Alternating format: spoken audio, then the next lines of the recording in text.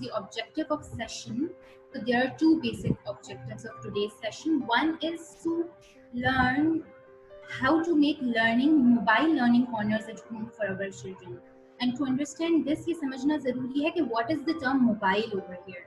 Mobile इसीलिए ऐसी चीज़ को कहते हैं जिसको हम move कर सकते हैं. We can move it from one place to another. That is mobile. The second objective of today's session is to understand some of these strategies which parents themselves can adopt to give the learning experience to their children at home only. Let's get started. But before we move on, I want you all to note three basic things.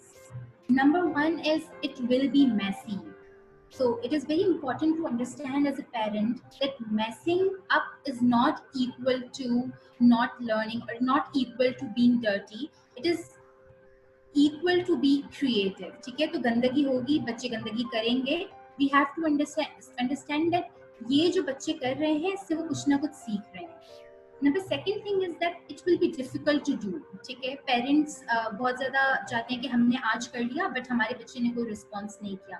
It won't be a cup of tea or cup of coffee for all of us. ये थोड़ा difficult होगा.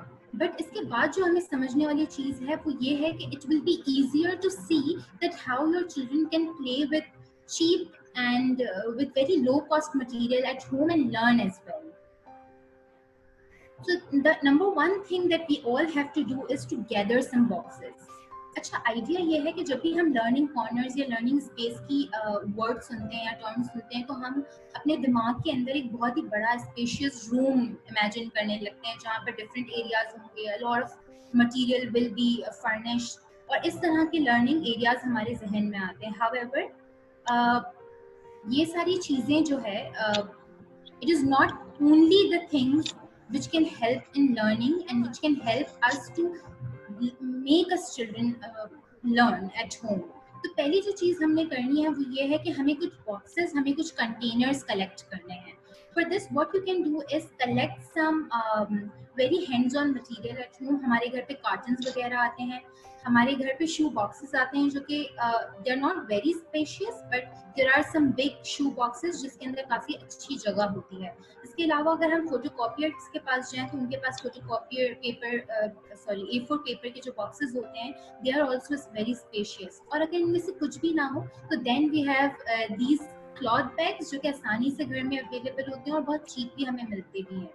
So and even if that is also not available, use plastic shoppers, big plastic shoppers. तो पहला काम हमने ये करना है कि हमने कंटेनर जमा करने हैं और दूसरा काम हमें ये करना है कि हमें उसे लेबल करना है. Now for labeling you need is some paper, tape and a marker or a glue to stick those labels onto the boxes, onto the bags, onto the containers. इसके लिए ये चीज़ समझना ज़रूरी है कि हमें प्रिंट राइटिंग में हमेशा लेबल करना है. Can you see here? Print writing क्या होती है?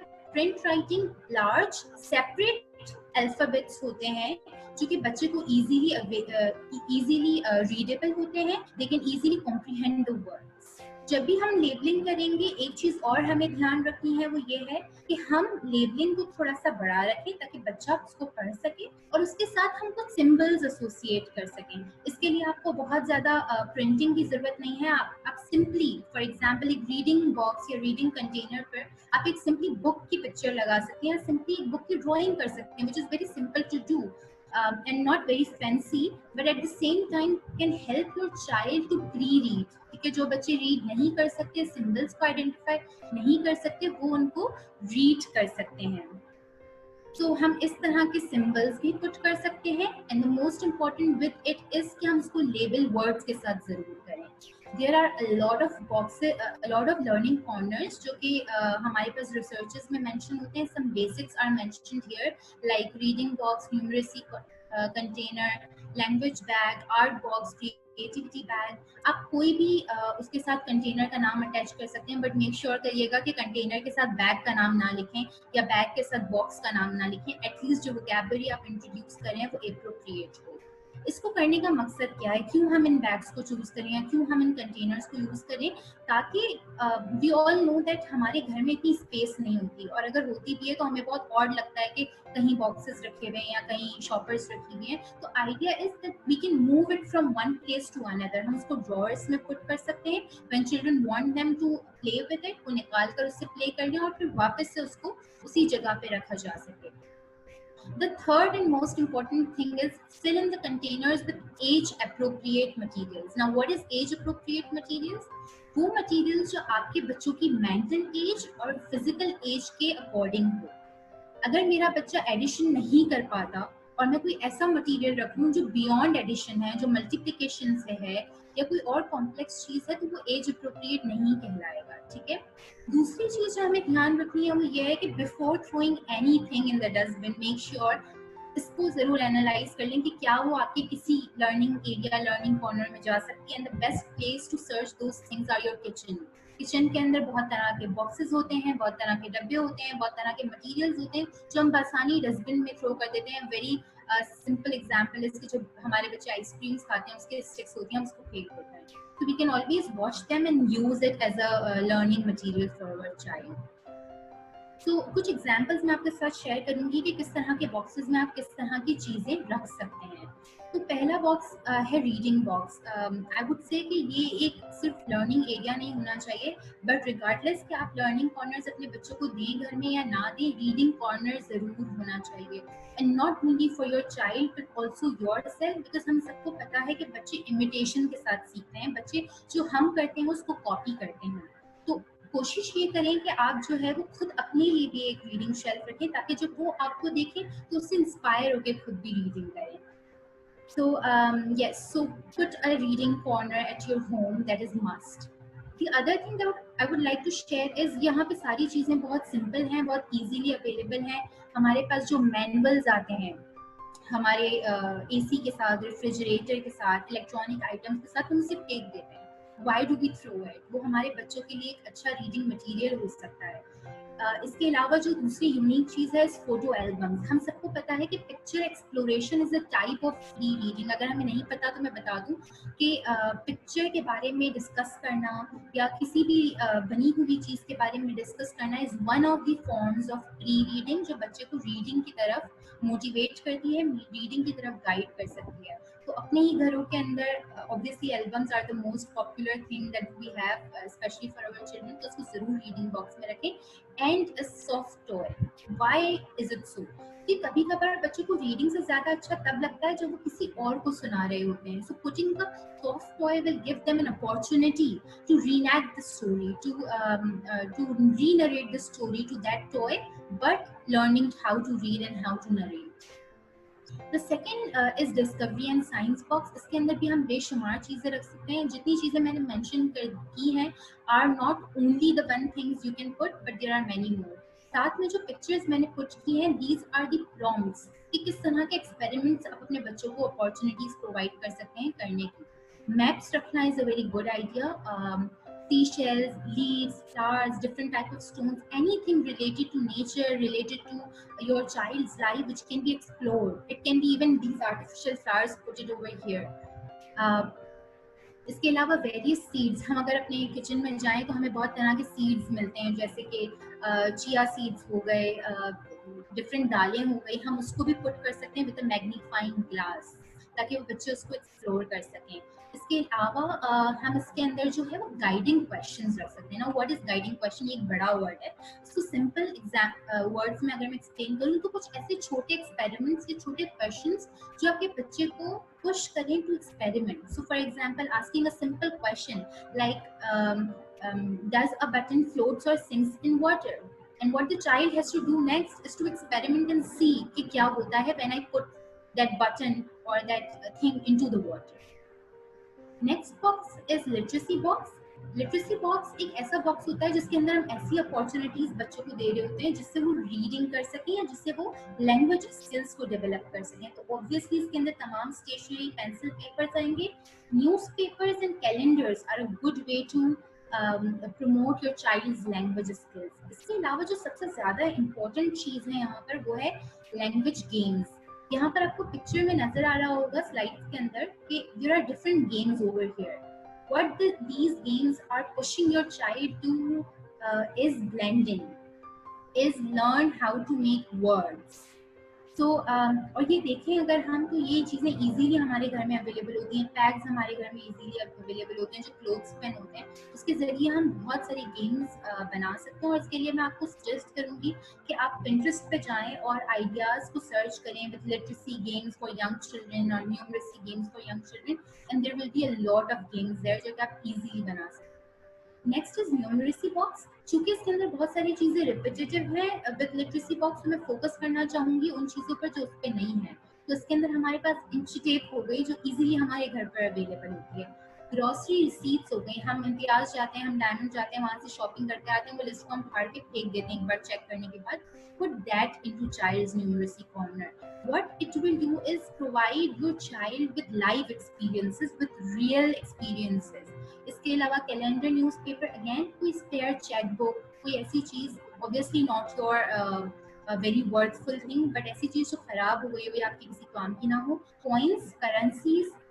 इसके अलावा different ice cream sticks, different beads, different seashells to explore different patterns. बच्चों से पैटर्न्स बना सकते हैं और बहुत कुछ कर सकते हैं.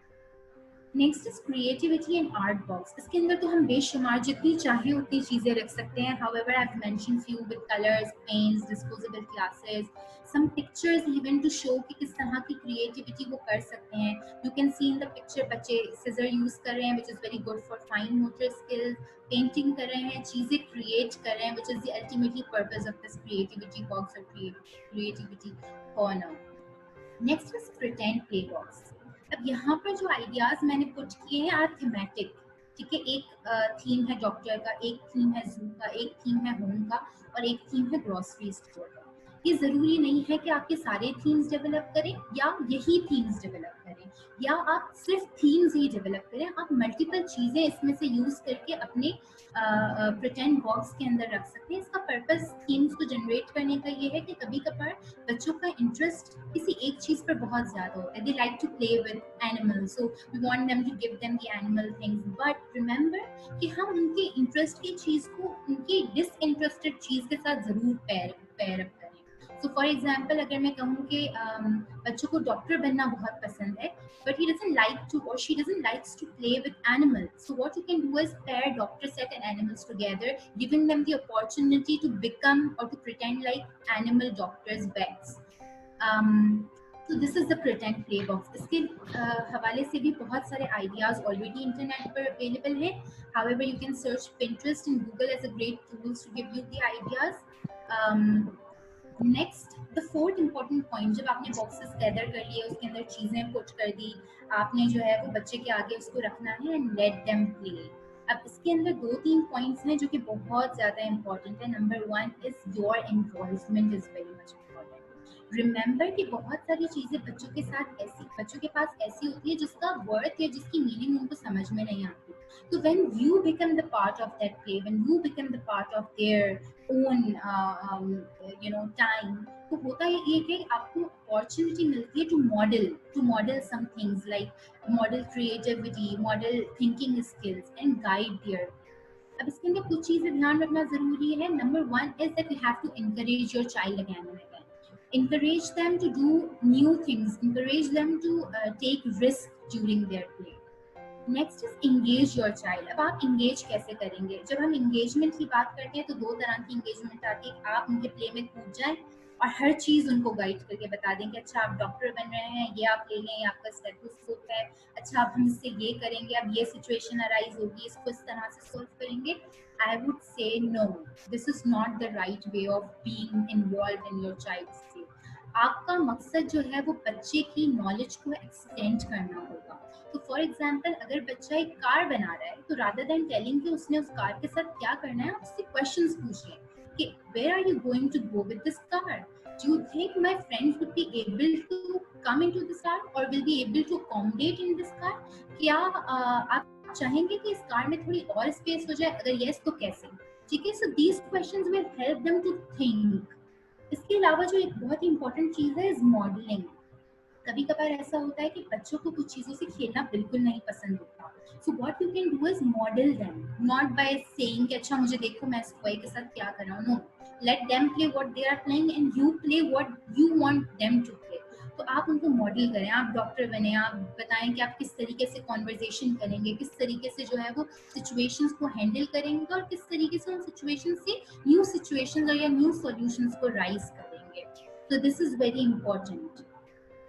Some tips that I give you when I talk about learning corners at home is कि 3 से 4 options at a time available करें बच्चों के पास, क्योंकि लर्निंग कॉर्नर्स का कॉन्सेप्ट ये है कि हम बच्चों को चॉइस दे रहे हैं खेलने के लिए, तो हम उनको 3 से 4 ऑप्शंस दें। तो फॉर एग्जांपल 1 मंथ या 3 वीक्स तक मैंने अपने बच्चे को 3 से 4 बॉक्सेस या 3 से 4 एरियाज दिए जिससे वो प्ले कर सकता है। Second thing is change the boxes and change the areas. ठीक है, फॉर एग्जाम्पल अगर आपको लगता है कि डॉक्टर सेट बहुत ज्यादा आपके बच्चे के लिए बोरिंग हो गया है, वो खेल खेल के उससे थक गया है, तो 2 चीजें आप कर सकते हैं। नंबर 1 कि उस डॉक्टर सेट के अंदर आप कुछ और चीजें ऐड ऑन करना शुरू कर दें।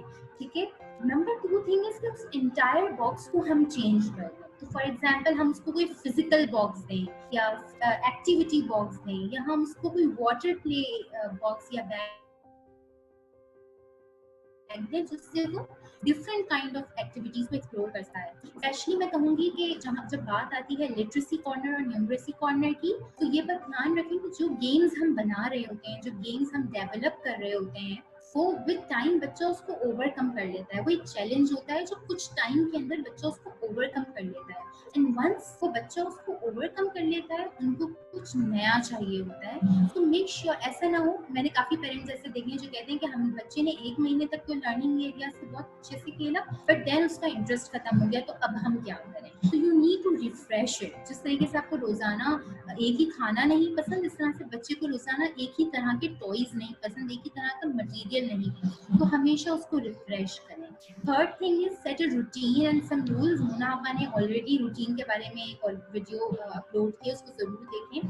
और लर्निंग कॉर्नर्स प्लेइंग टाइम का रूटीन भी उसी में सेट करें। ठीक है, व्हाई इट इज इम्पोर्टेंट, क्योंकि अक्सर पेरेंट्स की कंप्लेन होती है कि बच्चा जो है वो पूरा दिन खेलता रहता है, या वो खेल को छोड़ता नहीं है, या वो टॉयज को छोड़ता नहीं है। Setting up routine with some rules will help your child to focus on hows and whens, यानी उसको कब कोई एक्टिविटी करनी है और कब क्या करना है। तो रूटीन जरूर सेट करें। अपने बच्चे को प्लान एंड रिफ्लेक्ट में जरूर हेल्प करें। ये एक दो बहुत इंपॉर्टेंट कंपोनेंट्स हैं जो प्ले के साथ साइमल्टेनियसली जाते हैं, जो बीइंग अ पेरेंट हम नहीं करते। Number 1 is plan. प्लान कैसे कर सकते हैं? So before you give your child an opportunity to play, what you have to do is ask him, okay so what are you going to play today? So, Sarah, you made a tower from blocks yesterday. What are you going to do today with those blocks? अगर आपका बच्चा blocks कहता है again, तो उसको ये सोचने पर मजबूर करेंगे what is his plan for today, and if not, तो उसको उस plan को draft करने में help करेंगे. Second is reflect. Now this is again a very important thing. होता ये है कि जब बच्चे खेल रहे होते हैं और खेल खेल में कुछ ऐसी चीज कर देते हैं जो कि पेरेंट्स रोकना चाहते हैं, तो वो क्या करते हैं, वो सिंपली भागते हैं बच्चे के पास एंड कहते हैं सोहेल प्लीज रुक जाओ, ये नहीं करना, आपको कितनी बार बताया है इसको नहीं मारना या इसके कपड़े नहीं उतारने। I think that is the wrong way because you are interrupting your child's play. The best time to talk about it is reflect time. जब बच्चे ने खेल लिया, जब बच्चे ने उस टॉय को वाइंड अप कर लिया, तब आप उस बारे में बात करें by saying अच्छा आज आप डॉल के साथ क्या खेल रहे थे, मैंने देखा था आज आप डॉल को डांट रहे थे, आप क्यों डांट रहे थे, ऐसा क्या हुआ था, क्या कोई और तरीका था, क्या आप डॉल को समझा पाते कि उसे ये नहीं करना है। So this will help them to think and reflect on what they did. अगर आप उसी वक्त रोकेंगे तो शायद वो उसको आप चेंज करने में कामयाब नहीं होंगे, वो बच्चा बस आपके सामने उसे खेलना छोड़ देगा उस तरह। Next thing is decide on a play duration. अगर आप अपने बच्चे के साथ डिसाइड करते हैं कि आपके पास 30 मिनट्स हैं, तो उसको बताएं कि you have a 30 minute time, और उसको टाइम चेक करें by saying 10 minutes left Ali, 5 minutes left, time to clean up and don't forget to clean up. This is the most important thing or most important mistake that we do as a parent. हम बच्चे के लिए खुद से wind up करना शुरू कर देते हैं, which is not a good idea. उसको क्लीन अप करने की अपॉर्चुनिटी दें, because At the end, when they will grow up as an adult, they themselves have to clean up for their mess, whether it be physical, tangible or intangible. Last चीज के बारे में जिस पे मैं ऑलरेडी बात कर चुकी हूँ इज रिफ्रेश द बॉक्स. अपने जो भी आपने बॉक्सेस बनाए हैं उसको रिफ्रेश जरूर करें, उसके अंदर चीजें ऐड करें, उसके अंदर चीजें डिलीट करें. सो फॉर एग्जांपल मैंने एक जगह बात की जहाँ पर आपने कुछ एक्सपेरिमेंटल क्यूज देने हैं, यहाँ डिस्कवरी बॉक्स के अंदर कुछ क्वेश्चंस देंगे, तो कब तक वो क्वेश्चंस रिपीट होंगे? Okay, change them, always change them. When you see an opportunity कि बच्चा इससे थक गया है तो उसको जरूर चेंज करें.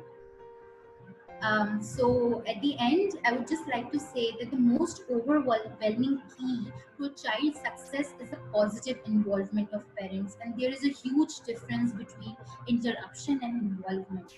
So make sure करें, excuse me.